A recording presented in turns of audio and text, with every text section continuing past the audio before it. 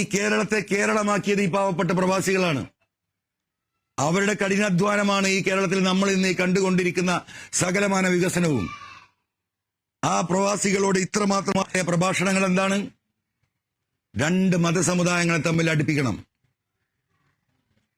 പ്രത്യേകിച്ചും മുസ്ലിങ്ങളെയും ക്രിസ്ത്യാനികളെയും. എന്തിനു വേണ്ടിയാ? ഭയങ്കര ക്രൈസ്തവ സ്നേഹം അദ്ദേഹം പ്രകടിപ്പിക്കും, മുസ്ലിം വിരുദ്ധത അദ്ദേഹം എന്താ പറയാ പ്രഭാഷണം നടത്തും. അപ്പൊ എന്താ? മുസ്ലിങ്ങളും കാണും, ക്രിസ്ത്യാനികളും കാണും, വ്യൂവർഷിപ്പ് കൂടും.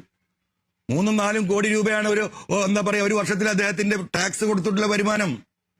അദ്ദേഹത്തിന്റെ പരിപാടി പണമുണ്ടാക്കുന്ന കച്ചവട. ഇവിടെ ജ്യേഷ്ഠനനിയന്മാരെ പോലെ ജീവിക്കുന്ന നാടാണ് കേരളം. ക്രിസ്ത്യാനികളും മുസ്ലിങ്ങളും പ്രത്യേകിച്ച് മലബാറിൽ ഒരു വ്യത്യാസവും. ഒരു പാല് ഞങ്ങൾ കിടന്നുറങ്ങും.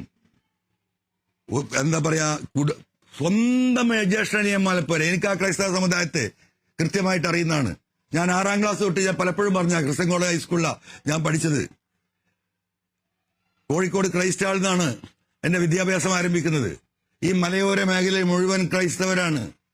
വല്ല വർഗീയ ചിന്തയുണ്ടോ? ഈ സിസ്റ്റേഴ്സ്, ഇവിടുത്തെ പെയിൻ ആൻഡ് പാലിയേറ്റീവ് കേരളത്തെ പഠിപ്പിച്ച ക്രൈസ്തവ സമുദായം മറക്കാൻ പറ്റുമോ?